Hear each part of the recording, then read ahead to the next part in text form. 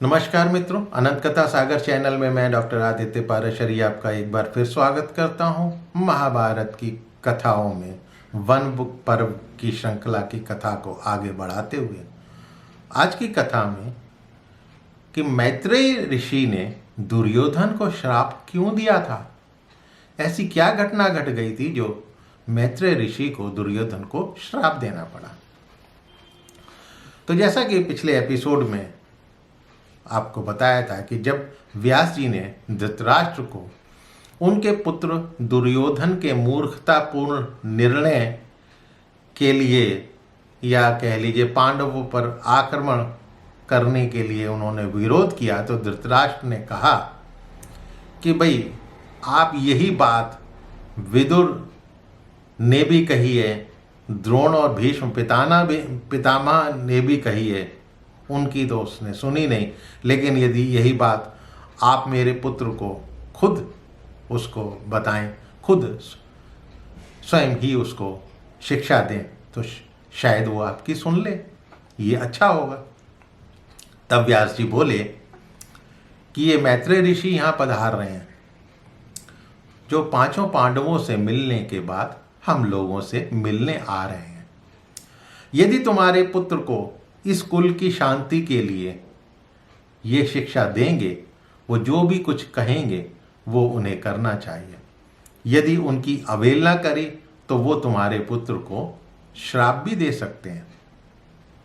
मैत्रेय जी वहाँ पहुँचे, उनका सबने अतिथि सत्कार किया और आतिथ्य तथा सत्कार ग्रहण करने के पश्चात धृतराष्ट्र से बोले कि सुना है कि तुम्हारे पुत्रों की बुद्धि मारी गई है, वो जुए की अनीति में प्रवृत्त हो चुके हैं।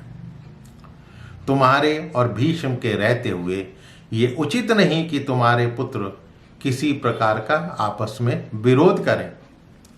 तुम तो सबको नियंत्रण में रखने के लिए हो और उसके लिए सक्षम हो, फिर तुम्हारी सभा में डाकुओं की भांति जो बर्ताव हुआ है, इस कारण तुम्हारी मुनियों के समुदाय में शोभा समाप्त हो गई है। मुनियों के मन में तुम्हारे लिए किसी भी किस्म का आदर सत्कार वो सब खत्म हो गया है। फिर वो दुर्योधन से उसकी तरफ मुंह करके मधुर वाणी में समझाने के लहजे में बोले कि तुम पांडवों से द्रोह मत करो।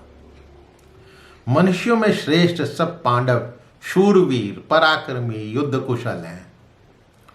उन सब में 10,000 हाथियों का बल है।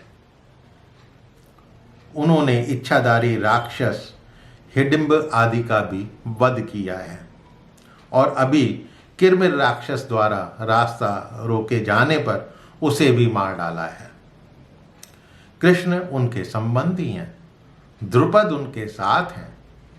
ऐसे में पांडवों के साथ मिलकर ही तुम्हारा कल्याण होगा, उनसे द्रोह करके तुम्हारा नुकसान ही होगा।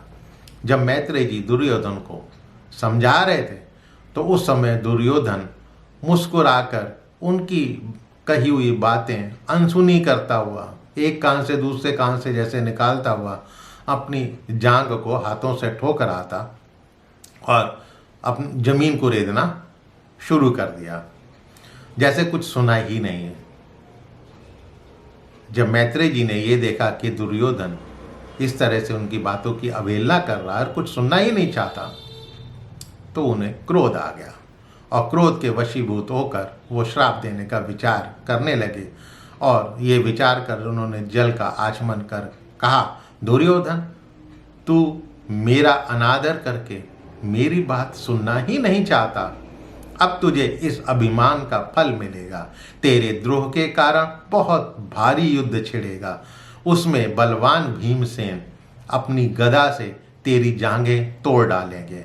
ऐसा कहने पर धृतराष्ट्र ने मुनि को प्रसन्न किया और उनसे कहा, भगवान ऐसा ना हो, भगवान ऐसा ना हो, क्यों श्राप दे रहे हैं। तब मैत्रेय जी बोले, यदि तुम्हारा पुत्र दुर्योधन शांति धारण करेगा, पांडवों से मेल मिलाप करेगा, तो ये श्राप ना लगेगा, अन्यथा ये श्राप तो भोगना ही पड़ेगा।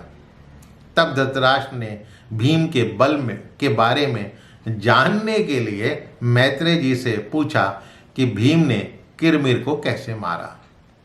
तो मैत्रेय जी बोले, तुम्हारा पुत्र जब कुछ सुनना ही नहीं चाहता तो मैं क्या करूं सुनाकर। ये कहकर वो वहां से तुरंत चलती है और कहा, वो बातें, वो कथा जो है तुम्हें व्यास जी सुनाएंगे, मेरे बस की नहीं है तुम्हें सुनाना, जब तुम्हारा पुत्र ही मेरा इतना अपमान कर रहा है, कुछ सुनना ही नहीं चाहता। और ये कहकर मैत्रेय जी वहां से तुरंत ही चले गए। तो आज के लिए इतना ही। अगले एपिसोड में आपको फिर बताऊंगा कि भीम ने किरमिर का वध कैसे किया था। तो मित्रों, मेरे चैनल को सब्सक्राइब करना मत भूलिएगा और अपने इष्ट मित्रों से इस कथाओं को शेयर अवश्य कीजिएगा। मिलता हूँ फिर अगली कथा के साथ अगले एपिसोड में। तब तक के लिए नमस्कार।